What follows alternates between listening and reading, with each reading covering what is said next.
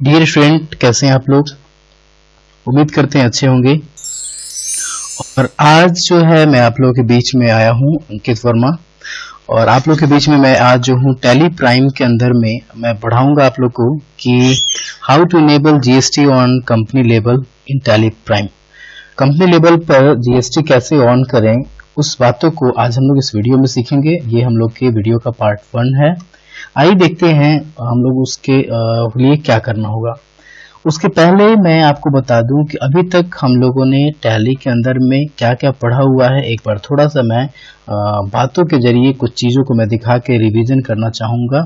अभी तक हम लोगों ने पिछले दिनों में अकाउंटिंग चैप्टर के अंदर में what is accounting, words related to accounting, accounting से जुड़े हुए कुछ शब्द के बारे में जाने थे, जिसमें गुड्स के बारे में, प्रोप्राइटर के बारे में, कैपिटल के बारे में, ट्रांजैक्शन के बारे में, काइंड्स ऑफ ट्रांजैक्शन के बारे में, एक्सपेंस के बारे में और काइंड्स ऑफ एक्सपेंस के बारे में, इनकम के बारे में, काइंड्स ऑफ इनकम के बारे में, वेजेस के बारे में, सैलरी के बारे में, ड्राइंग के बारे में पढ़े थे। इतना ही नहीं, और आगे हम आगे बात करें तो और भी हम लोग कुछ चीज़ों को पढ़े थे, जिसमें हम लोग एसेट्स के बारे में पढ़े थे, काइंड्स ऑफ एसेट्स के बारे में पढ़े थे, डेटर्स के बारे में, क्रेडिटर क्या होते हैं, परचेज क्या होता है, काइंड्स ऑफ परचेज क्या होता है, सेल्स क्या होता है, सेल्स के भी काइंड्स हम लोग पढ़े थे, डिस्काउंट क्या होता है, डिस्काउंट के प्रकार क्या होते हैं, प्रीपेड एक्सपेंस क्या होता है, रिस्क क्या होता है, वाउचर क्या होता है, वाउचर के प्रकार क्या होते हैं, परचेज रिटर्न क्या होता है, सेल्स रिटर्न क्या होता है, लायबिलिटीज क्या होती है,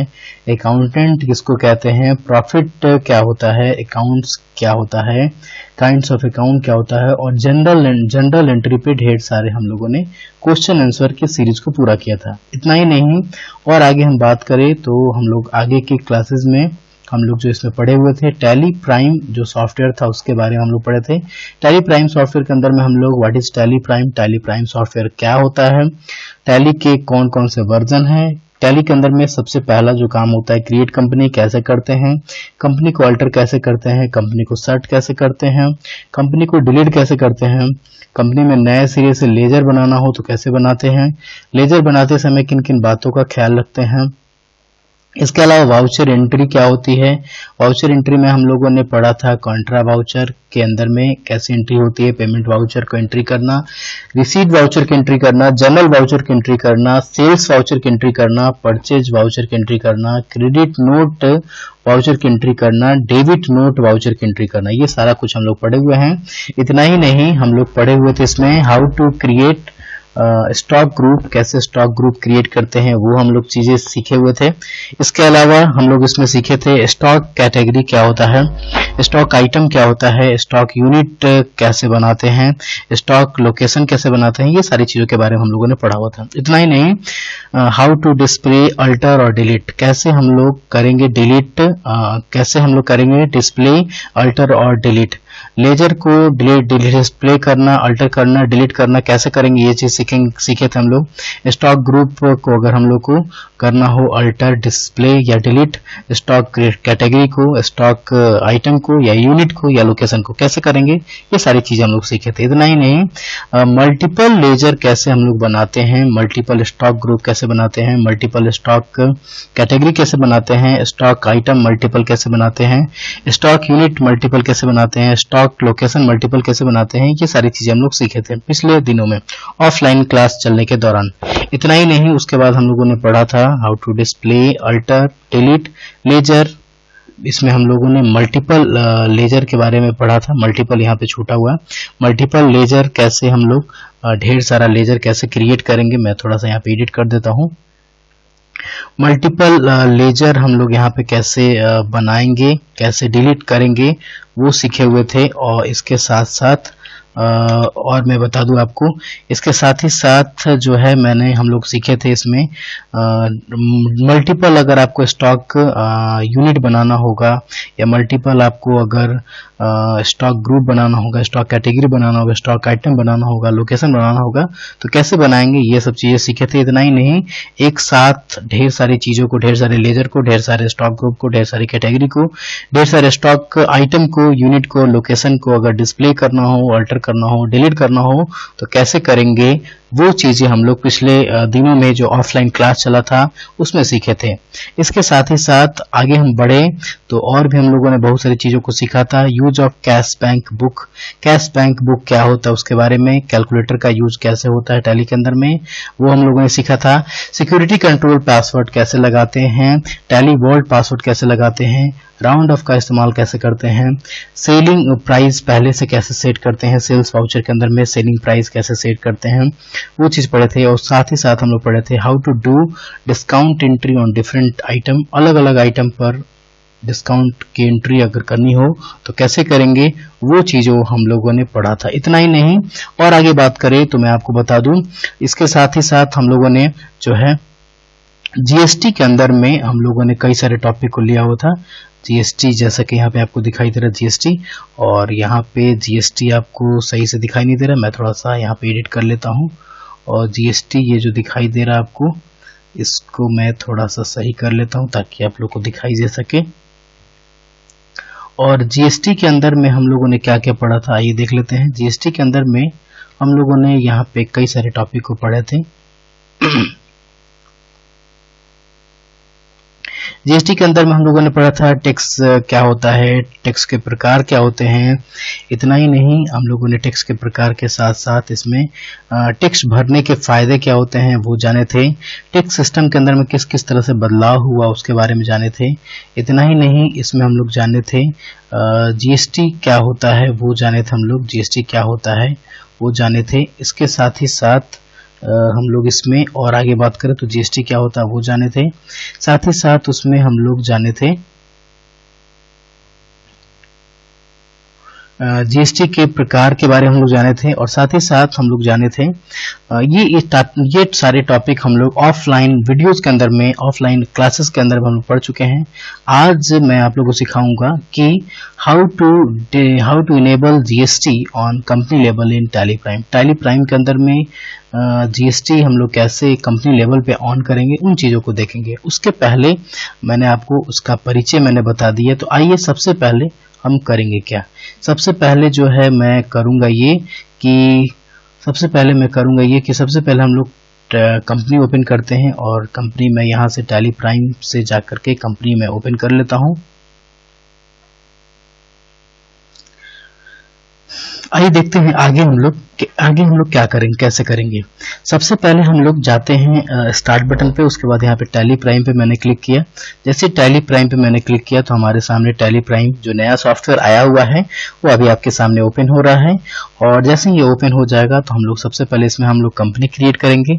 मैं यहाँ पे फिर से एजुकेशनल मोड में जाता हूँ। एजुकेशनल मोड में इसलिए क्योंकि हम लोग टैली का फ्री वर्जन यूज करें, इसलिए यहाँ पे एजुकेशनल मोड पे मैंने क्लिक किया।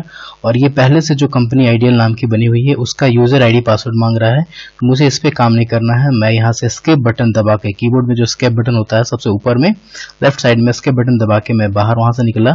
और उसके बाद यहाँ से मैं क्रिएट कंपनी पे मैं जाता हूँ। दिखाई दे रहा है जैसा कि आप लोगों को क्रिएट कंपनी पे जाते हैं, और क्रिएट कंपनी पे जाने के बाद एक नए सिरे से मैं कंपनी क्रिएट कर लेता हूँ। मैं स्क्रीन को थोड़ा सा आपकी सुविधा के लिए मैं थोड़ा सा जूम करके दिखाता हूँ, और यहाँ से मैंने स्क्रीन को थोड़ा सा जूम कर लिया आपकी सुविधा के लिए। और यहाँ से मैंने जो है सबसे पहले करते क्या है कि कंपनी डाटा के अंदर में अगर आपको ये दिखने में परेशानी हो रही है तो मैं इसको क्लोज कर ले रहा हूं। और यहाँ से सबसे पहले हम करेंगे ये कि सबसे पहले हम लोग टैली के अंदर में जो है काम करेंगे कि कंपनी का नाम देंगे। जैसे यहाँ पे मैं कंपनी का नाम देता हूँ आइडियल ग्रोसरी स्टोर, यहाँ पे मैं नाम दे देता हूँ आइडियल ग्रोसरी स्टोर। और उसके बाद मैं जो हूँ करता हूँ ये हूँ कि मेलिंग नेम में आइडियल ग्रोसरी स्टोर ही रखूंगा मैं, इसलिए कि अगर हमारी कंपनी का नाम और पत्राचार का नाम दोनों सेम है तो हम लोग दोनों सेम रखेंगे। नहीं तो इसको डिलीट बटन से डिलीट करके आप यहाँ पे बिजनेस के मालिक का नाम, प्रोपराइटर का नाम भी दे सकते हैं। एंटर करते हुए आगे बढ़ेंगे। एड्रेस जो है आपको भरना है। एड्रेस यहाँ पे एड्रेस हमको डालना है, तो एड्रेस में यहाँ पे मैं डाल देता हूँ सफाखाना रोड डुमराव। मैं यहाँ पे एड्रेस डाल देता हूँ कुछ भी। उसके बाद अगर आप इसमें और कुछ डिटेल्स जानना चाहते हैं तो वो आप डाल सकते हैं, जैसे पोस्ट वगैरह है या फिर नियर, जो भी आपका नियर डियर है वो आप यहाँ पे एड्रेस में डाल सकते हैं। इसके बाद आगे बढ़ते हैं रीजन में। रीजन में आप यहाँ पे अपने इंडिया का नाम लेंगे, कंट्री का नाम लेंगे और कंट्री का नाम यहाँ से आप जा करके इंडिया चुन लेंगे। इंडिया मैं यहाँ से चुन लेता हूँ। ओके, इसके बाद यहाँ पे स्क्रीन जो है मेरा ये हो गया, थोड़ा सा ब्लैक हो गया। मैं इसको वापस थोड़ा सा एक स्टेप पीछे आता हूँ और यहाँ से जो क्रिएट हुई है कंपनी उसी को मैं अल्टर कर लेता हूँ, कारण कि स्क्रीन थोड़ा सा ब्लैक हो गया था। और यहाँ से मैं फिर से वापस अल्टर में चला जाता हूँ और यहाँ से स्टेट के अंदर में आप बिहार डालेंगे, स्टेट के अंदर बिहार डालेंगे और कंट्री के अंदर में यहाँ पे इंडिया हो चुका है। पिन कोड जो आपके एरिया का पिन कोड है वो दे दीजिए। इसके अलावा टेलीफोन नंबर है आपके पास, टेलीफोन नंबर दे दीजिए। टेलीफोन नंबर नहीं है तो आप अगला जो है मोबाइल नंबर दे सकते हैं। उसके बाद फैक्स नंबर जो टेलीफोन नंबर की तरह होता है वो अगर आपके पास है तो उसको दे दीजिए, नहीं है तो छोड़ दीजिए। उसके बाद अगर आपके पास ईमेल आईडी है तो वो दे दीजिए। ये जितने सारे ऑप्शन भरेंगे आप, ये सब कल के डेट में आप जो टैली का बिल बनाएंगे, इनवॉइस बनाएंगे तो उसमें आपको सारी इन्फॉर्मेशन दिखाई देती है, इसलिए आपको ये सब चीजें भरनी जरूरी है। फाइनली अगर आप काम करते हैं कहीं पर एक्चुअली तौर पे तो आपको ये सारे ऑप्शन भरने जरूरी होते हैं। इसके अलावा अगर आपकी कंपनी का वेबसाइट है तो वेबसाइट दीजिए। इसके अलावा मैं यहाँ पे इन सारे ऑप्शन को छोड़ देता हूँ। इसके अलावा फाइनेंशियल ईयर बिगिन फ्रॉम, आपका वित्तीय वर्ष कब से शुरू हो रहा है? 1 अप्रैल 2021। अगर इस साल से आपकी कंपनी का आप वित्तीय वर्ष बना रहे हैं तो 1 अप्रैल 2021 डालिए। नहीं तो अगर आप पिछले साल वाले में काम करें, 2020 से 21 वाले में काम करें तो 1 अप्रैल यहाँ पे 2020 रखिएगा। और बुक्स बिगिनिंग फ्रॉम में यानी आपके बिजनेस के अंदर में लेन देन कब से शुरू हुआ। कई बार ऐसा होता है कि वित्तीय वर्ष हमारा 1 अप्रैल तो होता है, 1 अप्रैल 2022 या 20 या 19 जो भी होता है, लेकिन कारोबार कई बार हम लोग नेक्स्ट मंथ से या अगले महीने से या मई से या जून से, जुलाई से, अप्रैल से, अगस्त से, सितंबर से शुरू करते हैं तो उस कंडीशन में हम लोग को बुक्स बिगिनिंग फ्रॉम में वहां पे वो डेट डालना होता है। तो मैं यहाँ पे फिलहाल में 1 अप्रैल ही रहने देता हूँ, 1 अप्रैल 2021। और ये बेस करेंसी सिंबल में इंडिया का रुपीज है जैसा कि सिंबल, और फॉर्मल नेम INR होता है, इंडियन रुपीज। इसको एंटर करते हुए मैं यहाँ से कंपनी को एक्सेप्ट कर लेता हूँ। अब हमारे पास जो है अगला ऑप्शन, कंपनी क्रिएट करते समय ही हम लोग के सामने वो ऑप्शन दिखाई देता है जिसके जरिए हम लोग को टैली के अंदर में GST ऑन करना होता है। लेकिन फिलहाल मैं क्रिएट कंपनी में ना जाकर के अल्टर में चला गया था क्योंकि स्क्रीन मेरा ब्लैक हो गया था।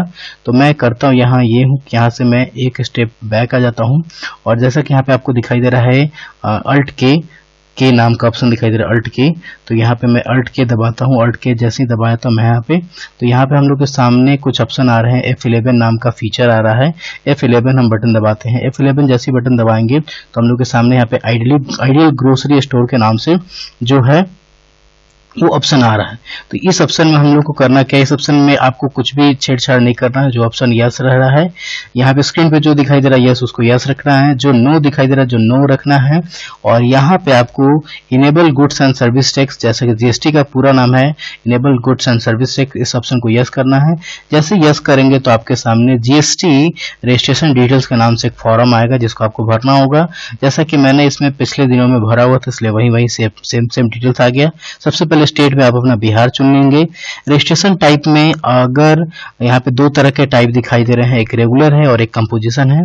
अगर आप बड़े व्यवसायी हैं यानी अगर आपका टर्नओवर सालाना 1.5 करोड़ से अधिक का है तो आपको रेगुलर लेना होता है स्कीम में, और अगर आप उससे कम है तो आपको कंपोजिशन लेना पड़ता है। तो मैं यहाँ पे रेगुलर के तौर पे लेता हूँ। और यहाँ पे SSC ऑफ अदर टेरिटरी दे रहा है कि आप दूसरे प्रदेश के हैं, दूसरे केंद्रशासित प्रदेश के हैं, तो मैं इस ऑप्शन को नो रखता हूँ। GST एप्लीकेबल फ्रॉम, कब से आपकी GST ऑन है, तो मेरी कंपनी मैंने 1 अप्रैल 2021 से मैंने इस कंपनी के अंदर में वित्तीय वर्ष रखा है, तो यहाँ पे GST एप्लीकेबल भी 1 अप्रैल 2021 में रखता हूँ। इसके बाद यहाँ पे GST का नंबर आपको देना, GST IN नंबर देना आता है। GST नंबर जो होता है आपका 15 अंक का होता है, जिसमें आपका शुरुआती का 2 अंक जो होता है GST का कोड होता है। उसके बाद आपका पैन नंबर होता है, यहाँ पे मैं पैन नंबर डाल देता हूँ कुछ भी। और उसके बाद यहाँ पे नंबर मैं देख ली तो कितना मैंने टाइप किया, 1 2 3 4 5 6 7 8 9 10। उसके बाद बाकी का जो होता है लास्ट वाला, वो जो आपका होता है जीएसटी कोड जीएसटी नंबर होता है। तो यहाँ से मैंने डाल दिया। अगर आप इसको डिटेल्स में जानना चाहते हैं जीएसटी आईएन नंबर का स्टेट कोड क्या होता है, तो आप गूगल के साइट पे जाके जीएसटी स्टेट कोड टाइप करिएगा और जीएसटी स्टेट कोड जैसे टाइप करके सर्च कीजिएगा तो पहला जो लिंक आता है जीएसटी स्टेट कोड के नाम से, इस पे जैसे क्लिक करिएगा तो आपके सामने उसका जो डिटेल्स खुल के आता है, अलग अलग स्टेट के जीएसटी कोड क्या होता है। जैसा कि मैंने यहाँ पे 10 लिया हुआ था। क्यों लिया था 10? कारण था 10 लेने का कि बिहार का जो होता है 10 होता है, ठीक है। उस तरीके से उत्तर प्रदेश का आप हैं तो आप 9 लेंगे, राजस्थान के हैं तो आपको 8 लेना होगा, दिल्ली के हैं तो 7 लेना पड़ेगा। इस तरीके से जीएसटी कोड भरना होता है। तो ये हो गया। इसके अलावा अगला ऑप्शन आपको दे रहा है यहाँ पे, ये जैसे मैंने इंटर किया तो यहाँ पे verify the company GSTIN, ये वेरीफाई करने के लिए आ रहा है क्योंकि आप जो डाल रहे हैं, जो टाइप कर रहे हैं वो सही है। तो हाँ जी सही है, तो मैं यहाँ पे एक्सेप्ट कर लेता हूँ इंटर करते हुए।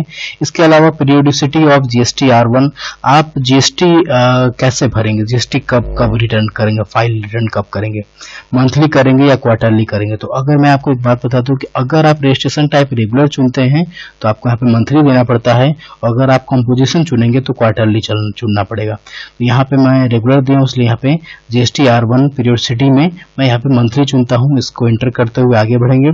इसके बाद कंपनी लेवल पे जीएसटी आपको ऑन करना है तो आपको सबसे पहले करना ये होगा कि जीएसटी यहाँ पे ऑप्शन दिया है set alter GST rate details, इसको आप यस करेंगे और यस जैसे करेंगे तो आपके सामने जीएसटी डिटेल्स फॉर कंपनी के नाम से एक डायलॉग बॉक्स आएगा। इसके अंदर में आपको आपकी कंपनी का नाम दिखाई देगा और यहाँ पर HSN SSC डिटेल्स का ऑप्शन दे रहा है, जिसके अंदर में आपको डिस्क्रिप्शन आइडियल ग्रोसरी स्टोर क्या बेचती है। तो मान लीजिए कि मैं यहाँ पे डिस्क्रिप्शन में मिक्सचर देता हूँ, मिक्सचर सपोज हमारी आइटम कंपनी बेचती है, मिक्सचर देता हूँ। उसके बाद गुड्स के लिए HSN कोड होता है, जिसका फुल फॉर्म होता है हार्मोनाइज सिस्टम ऑफ नोमेनक्लेचर नाम का एक कोड होता है, जो आपको 6 अंक का या 8 अंक का होता है।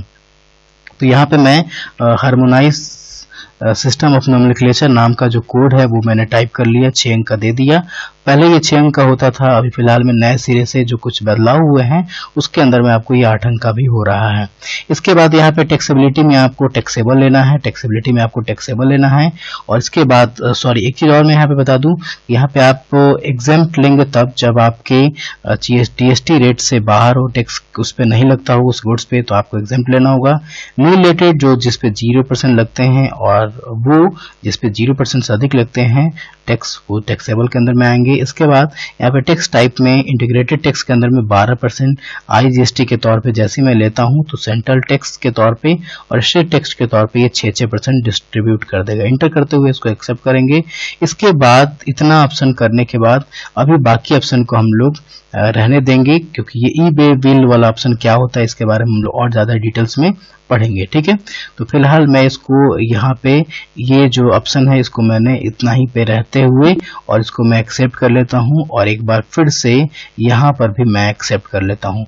तो ये हमारा जो है कंपनी लेवल पर जीएसटी हमारा इस वीडियो के अंदर में ऑन हो गया। इस वीडियो के अंदर में मैंने आपको बताया कि कंपनी लेवल पर जीएसटी कैसे ऑन करते हैं, ये चीज मैंने बताया। इसका सबसे बड़ा फायदा ये है कि अगर अब आप कोई भी परचेज या सेल करते हैं तो उसके अंदर में आपको स्टॉक ग्रुप पर, स्टॉक आइटम पे आपको जीएसटी नहीं लगाना पड़ेगा। आपको जैसे ही आप कोई भी आइटम लीजिएगा, कोई भी स्टॉक ग्रुप बनाइएगा तो उसके अंदर में एंट्री करने के दौरान ऑलरेडी आपको सेट वहां पे नहीं करना होगा, जीएसटी कंपनी लेवल पे ऑन है। उम्मीद करता हूं ये वीडियो आप लोगों को जरूर पसंद आया होगा। इसमें अगर आपको कोई चीज नहीं समझ में आया है तो आप पूछ सकते हैं, बता सकते हैं। अगर ये वीडियो आपको अच्छा लगे तो आप इसको दूसरे के साथ शेयर कर सकते हैं, लाइक कर सकते हैं। साथ ही साथ आप हमारे चैनल को अभी तक अगर आपने सब्सक्राइब नहीं किया होगा तो जरूर आप सब्सक्राइब कीजिएगा, ताकि आपको जो भी वीडियोस बनाई जाए और वो जो भी वीडियो अपलोड की जाए वो तुरंत आपको मिल सके। धन्यवाद। यहाँ तक के लिए आप देखने के लिए बहुत बहुत धन्यवाद।